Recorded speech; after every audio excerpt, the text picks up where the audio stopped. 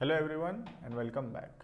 आज के क्लास में हम लोग कंटिन्यू करेंगे अपना चैप्टर इंडियन कॉन्ट्रैक्ट एक्ट, जिसके अंदर हम पिछले क्लासेस में जनरल कॉन्ट्रैक्ट जो होता है वो सारा चीज़ ऑलरेडी पढ़ चुके हैं।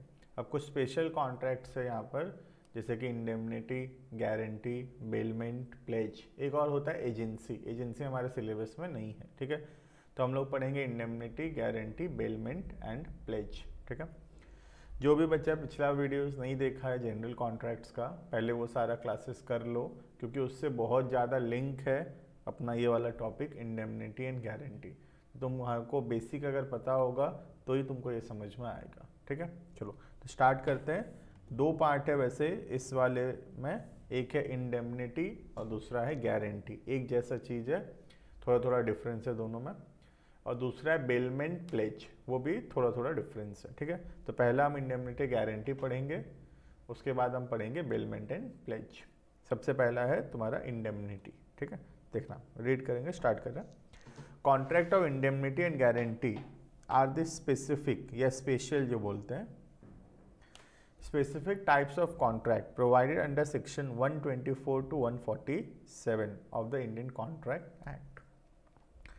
In addition to the specific provisions, that is इतना तो इतना, the general principle contract also applicable। तो बोलेंगे जनरल लॉ भी उसके ऊपर एप्लीकेबल है, जो कि मैं बोल रहा था कि अगर पिछला वीडियोस नहीं देखा हुआ है जनरल कॉन्ट्रैक्ट का, तो पहले जनरल कॉन्ट्रैक्ट देख लो। जो हम 1 से लेकर 73 74 तक पढ़ते हैं वो सब जनरल कॉन्ट्रैक्ट्स है, और ये है हमारा स्पेशल या स्पेसिफिक कॉन्ट्रैक्ट्स, ठीक है।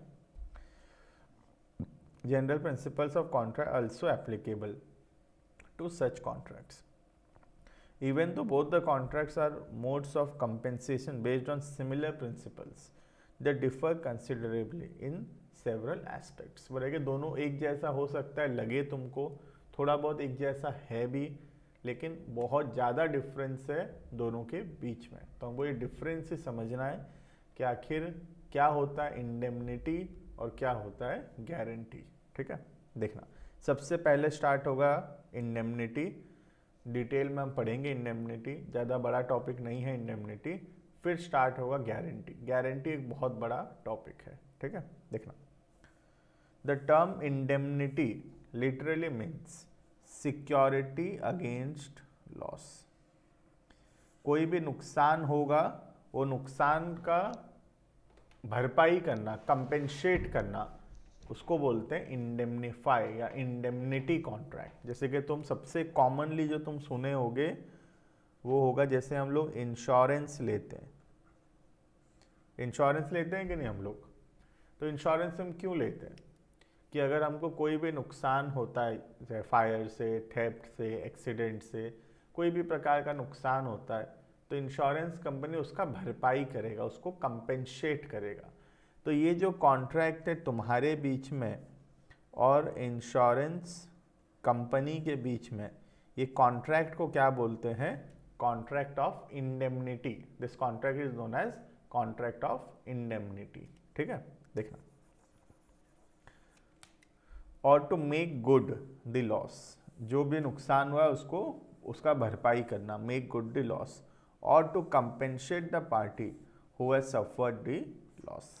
तो एक ही बात है सारा का सारा, सबका मतलब यही है कि जो भी नुकसान हुआ है, बेसिकली उस नुकसान का भरपाई करना को हम लोग बोलते हैं कॉन्ट्रैक्ट ऑफ इंडेमनिटी, ठीक है। The term contract of indemnity is defined under section 124 of the Indian Contract Act 1872।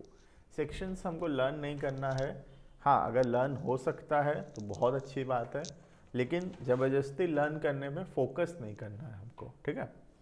It is a contract by which, क्या कॉन्ट्रैक्ट है? By which one party promises, एक पार्टी प्रॉमिस किया है, ठीक है, to save the other, दूसरे को बचाएगा, from loss caused to him by the conduct of the promisor himself और by the conduct of any other person. मतलब एक व्यक्ति गारंटी दिया है किसी दूसरे व्यक्ति को कि तेरे को जो भी नुकसान होगा उस नुकसान का मैं भरपाई करूंगा, उस नुकसान को मैं कंपेंसेट करूंगा, ठीक है। जैसे इंश्योरेंस में होता है, इंश्योरेंस कंपनी जो है वो प्रॉमिस किया है हमको कि जो भी नुकसान होगा हमारा, इंश्योरेंस कंपनी उसको कंपेंसेट करेगा, ठीक है।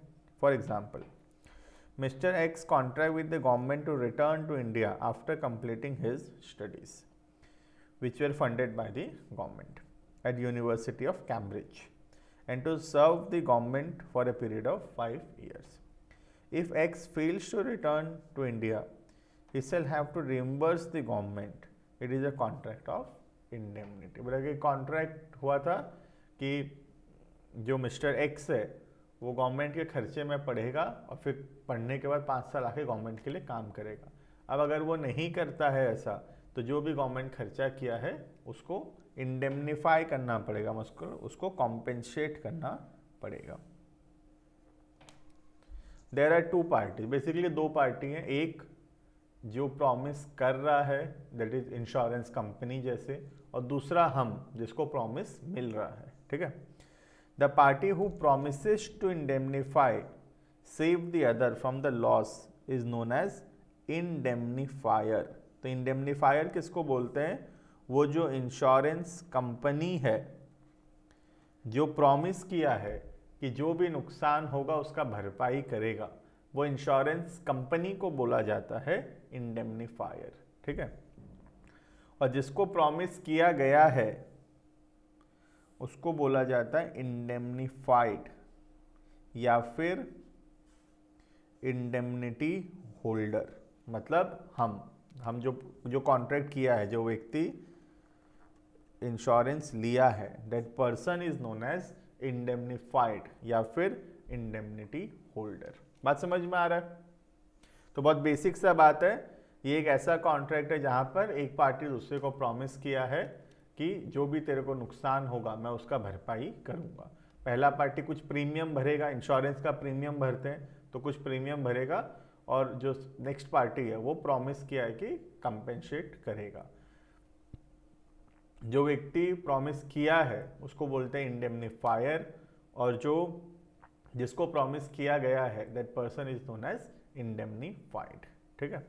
नेक्स्ट देखना, कुछ एग्जांपल्स इसमें दिए हुए हैं, ठीक है, रीड करना खुद से। मैं कुछ एग्जांपल्स यहाँ पे दे दिया हूँ तुम्हारे लिए, एग्जांपल्स एनालिसिस, ठीक है, सब कुछ दिया हुआ है। एग्जांपल्स तुमको सेल्फ रीड करना है, ठीक है। देखना, एनालिसिस, इंडेमनिटी का एनालिसिस क्या बोलते हैं? To indemnify means to compensate, ये तो हम पढ़ लिया ऑलरेडी, टू कंपेंसेट और make good the loss. Thus, under a contract of indemnity, the existence of loss is essential. Obvious सा बात है, कोई चीज के लिए कोई चीज के वजह से नुकसान हो रहा है, उसी का तो फिर भरपाई करेगा ना। अगर नुकसान ही नहीं होगा तो फिर इंडेमनिटी का बात ही नहीं आता है, ठीक है। Unless the promisee has suffered a loss, he cannot hold the promiser liable. Obvious सा बात है, अगर नुकसान ही नहीं होगा तो इंश्योरेंस कंपनी पैसा देने के लिए लायबल नहीं होगा। लेकिन अगर नुकसान होगा तो इंश्योरेंस कंपनी पैसा देने के लिए लायबल रहेगा, ठीक है। However, the above definition of indemnity restricts the scope of contract of indemnity in and such as it covers only the loss caused by, कोई भी वजह से लॉस हो, या तो प्रॉमिसर के वजह से हो या कोई दूसरे व्यक्ति के वजह से, बेसिकली लॉस किसी भी वजह से हो, ठीक है। Thus lost occasionally occasioned by an accident not caused by any person or an act of God या natural event is not covered। ये बहुत इंपॉर्टेंट बात है यहाँ पर। जैसे तुम एक मूवी भी देखे होगे, ओ माई गॉड, ठीक है, एक्ट ऑफ गॉड, मतलब अर्थक्वेक हुआ, फ्लड हुआ, ड्रॉट हुआ, सुनामी आया, साइक्लोन आया, इससे नुकसान होता है तो उसमें इंश्योरेंस कंपनी भी पैसा देने के लिए लायबल नहीं होगा, क्योंकि वो क्या है, that is an act of God, मतलब भगवान की करनी है, मतलब भगवान किया है, तो भगवान जो नुकसान किया है उसके लिए इंश्योरेंस कंपनी पैसा देने के लिए लायबल नहीं होगा, ठीक है। तो मूवी में दिखाया भी है, अगर तुम लोग मूवी देखे होगे तो कमेंट में मुझे बताना ये बात पक्का से कि कौन कौन इसमें मूवी देखा है, ठीक है। याद है मूवी ओ माई गॉड, अपना किसका है कि अक्षय कुमार का मूवी, अक्षय कुमार परेश रावल, वो जो भगवान के अगेंस्ट केस फाइल करते हैं, जबरदस्त मूवी है। अगर नहीं देखे हो तो ये वीडियो को यहीं रोको, पहले जाके वो मूवी देखो, गजब मूवी है, ठीक है। कौन कौन देखा है मुझे बताना कमेंट सेक्शन में, है ना। Mode of contract of indemnity. A contract of indemnity like any other contract may be expressed और इम्प्लाइड। ऑब्वियस सा बात है, कॉन्ट्रैक्ट एक्सप्रेस भी हो सकता है और कॉन्ट्रैक्ट इम्प्लाइड भी हो सकता है। A contract of indemnity is said to be expressed when a person expressly promises to compensate the other from losses. Obvious सा बात है, express कब बोलेंगे, जब word spoken या written हो, ठीक है। और implied कब बोलते थे, जब वो होता है by the conduct और behavior of a person, उसको बोला जाता है implied, ठीक है। तो बेसिक सा बात है, एक्सप्रेस और इम्प्लाइड जो हमारा जनरल कॉन्ट्रैक्ट्स में हम पढ़ते थे वही है यहाँ पर, ठीक है। A contract of indemnity like any other contract has full essential element. सारे एसेंशियल एलिमेंट्स होना जरूरी है। सेक्शन 10 जनरल कॉन्ट्रैक्ट, सेक्शन 10, इसलिए मैं बोल रहा हूँ जनरल कॉन्ट्रैक्ट पहले पढ़ लेना, ठीक है। Essential elements of a valid contract, offer, acceptance, consideration, competency of parties, free concern, lawful object, ठीक है। ये सारा का सारा चीज होना जरूरी है। तो ये सारा बेसिकली हमारा पढ़ा हुआ टॉपिक्स है, ये सारा का सारा चीज हमारा पहले पढ़ा हुआ है। देखो यहाँ तक पूरा पढ़ा हुआ है हमारा। ये क्या है, this is section number 10 of the Indian contract act, essential elements of a valid contract, ठीक है। नेक्स्ट एक और एग्जांपल है, देखते हैं, पढ़ते हैं एक बार। A ask B to beat C promising to indemnify him against the consequence. बोला है कि ए बोलता है बी को कि तू सी को जाके पीट, जो भी तेरे को नुकसान होगा मैं उसका भरपाई करूंगा। क्या ये एनफोर्सेबल होना चाहिए? No, this is not enforceable because the object कि जाकर किसी को मार, तेरे को मार पड़ेगा तो मैं उसको कंपेंसेट कर दूंगा, this is not a lawful object. ये लॉफुल ऑब्जेक्ट नहीं है। मतलब हमारा जो संविधान है, हमारा जो सरकार, मतलब हमारा जो लॉ है, वो इसका अनुमति नहीं देता, इसका परमिशन नहीं देता है, ठीक है। The promise of A cannot be enforced. Suppose B beats C and is fined 1000, B cannot claim the amount from A because the object of the agreement is unlawful. जो मैं तुमको बता रहा था, दिस इज अनलॉफुल, मतलब law इसका permission नहीं देता। A contract of fire insurance or marine insurance is always a contract of indemnity, but there is no contract of indemnity in case of contract of life insurance. Life insurance का contract of indemnity नहीं होता है, क्योंकि contract of indemnity का मतलब क्या है कि जो नुकसान हुआ है उस नुकसान का भरपाई करना, उस नुकसान को कंपेंसेट करना, उसको बोलते हैं इंडेमनिटी। अब अगर आग लगता है तो जो नुकसान हुआ है उसका भरपाई किया जा सकता है, चोरी होता है तो उसका भरपाई हो सकता है, लेकिन कोई व्यक्ति का अगर डेथ हो जाता है, कोई व्यक्ति अगर मर जाता है तो उसके मरने के वजह से जो नुकसान हुआ है उसको तो कभी भी कंपेंसेट नहीं कर सकते, है ना। क्योंकि किसी के लाइफ का जो वैल्यू है वो इन टर्म्स ऑफ मनी हम लोग नहीं निकाल सकते कि जैसे ए मर गया तो इसके वजह से 1 करोड़ का नुकसान हुआ या 2 करोड़ का नुकसान हुआ, हम ये वैल्यूएशन नहीं कर सकते, ठीक है। तो जो कॉन्ट्रैक्ट ऑफ लाइफ इंश्योरेंस है वो कॉन्ट्रैक्ट ऑफ इंडेमनिटी नहीं होगा, क्योंकि किसी भी व्यक्ति के मरने से कितना रुपए का नुकसान हुआ ये बता पाना बहुत डिफिकल्ट है, या तो मैं तो बोलूं तो ये बता पाना इम्पॉसिबल है कि हम किसी के लाइफ का value in terms of money calculate करें, ठीक है। क्लियर है? तो बेसिकली इतना सा बात है कि जो नॉर्मल हमारा कॉन्ट्रैक्ट है, फायर इंश्योरेंस, मराइन इंश्योरेंस, ये सारा का सारा कॉन्ट्रैक्ट जो है ये कॉन्ट्रैक्ट ऑफ इंडेमनिटी है, लेकिन जो तुम्हारा लाइफ का इंश्योरेंस है वो कॉन्ट्रैक्ट ऑफ इंडेमनिटी नहीं है। क्लियर है इतना? ठीक है। Next, right of indemnity holder, तुम्हारा क्या अधिकार है? Right of indemnity holder when sued, section number 125। तो ये इसका लॉ दिया हुआ है, ये जो इतना सारा दिया हुआ है ना, ये इसका लॉ दिया हुआ है, ठीक है, और इसी चीज़ का नीचे एनालिसिस दिया हुआ है। तो हम लोग क्या करेंगे, हम लोग एनालिसिस पढ़ेंगे, एनालिसिस से ज़्यादा अच्छा समझ में आएगा। वही चीज़ लॉ में लिखा है और वही चीज़ थोड़ा इजी करके लिखा हुआ है, ठीक है। तो हम एनालिसिस पढ़ रहे हैं, देखना। We can understand from the above provisions that in a contract of indemnity, the promisee, that is indemnity holder, acting within the scope of his authority is entitled to recover from the indemnifier the following, ठीक है। जो भी नुकसान होता है indemnity holder को, उसका अधिकार है कि वो पैसा किससे मांग सकता है, इंडेमनीफायर से, ठीक है। पहला क्या मांगेगा, सबसे पहला all damages which he may be compelled to pay, जो भी पैसा उसको कहीं देना पड़ा है वो पैसा मांग सकता है। जो भी और उसका खर्चा हुआ है, जो भी उसका नुकसान हुआ है, ऑल सम्स दैट हैव, और भी कुछ पैसा पे किया है, तो बेसिकली जो भी नुकसान हुआ है या कुछ भी पैसा जो पे करना पड़ा है, पूरा का पूरा पैसा हम लोग क्लेम कर सकते हैं, ठीक है।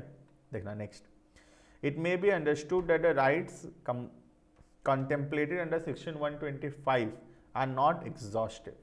The indemnity holder, indemnified, has other rights, और भी अधिकार है उसके पास, ठीक है, besides those mentioned above.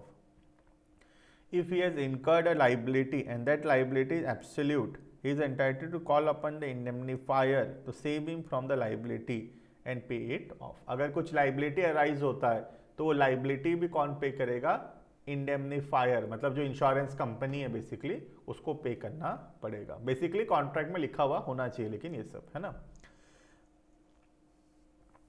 बस और तो कुछ नहीं, ये हमारे काम का नहीं है, इसको छोड़ दो, ये हमारे काम का नहीं है, ठीक है। बस हो गया, इतना हमारे बीकॉम के हिसाब से, इतना ये वाला पैराग्राफ हमारे काम का नहीं है, इसको हम लोग स्किप करेंगे, ठीक है।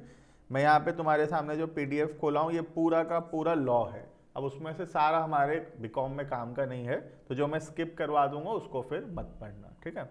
एक छोटा सा एग्जाम्पल दिया हुआ है, ये इसी का एग्जाम्पल है, तो ये साथ में ही आ जाएगा, इसी में ही कवर हो जाएगा, ये बेसिकली इसी का ही एग्जाम्पल है, ठीक है। तो ये हम छोटा सा एक पार्ट है जो कि हम लोग नहीं पढ़ने से चलेगा, ठीक है। तो क्लियर है तुमको कॉन्ट्रैक्ट ऑफ इंडेमनिटी क्या होता है, बहुत छोटा सा टॉपिक है कॉन्ट्रैक्ट ऑफ इंडेमनिटी, लेकिन बहुत इंपॉर्टेंट है इंडेमनिटी समझना, क्योंकि इंडेमनिटी नहीं समझोगे तो फिर आगे चल के कॉन्ट्रैक्ट ऑफ गारंटी समझने में प्रॉब्लम होगा, ठीक है। चलो, तो अभी के लिए इतना, बाकी नेक्स्ट क्लास में हम लोग कंटिन्यू करेंगे कॉन्ट्रैक्ट ऑफ गारंटी। वीडियो पसंद आए तो लाइक करना, चैनल को सब्सक्राइब करना, ज़्यादा से ज़्यादा लोगों के साथ शेयर करना, और एक व्हाट्सएप ग्रुप का लिंक होगा उसको ज्वाइन कर लेना ताकि तुमको टाइमली अपडेट्स मिलता रहे। Thank you and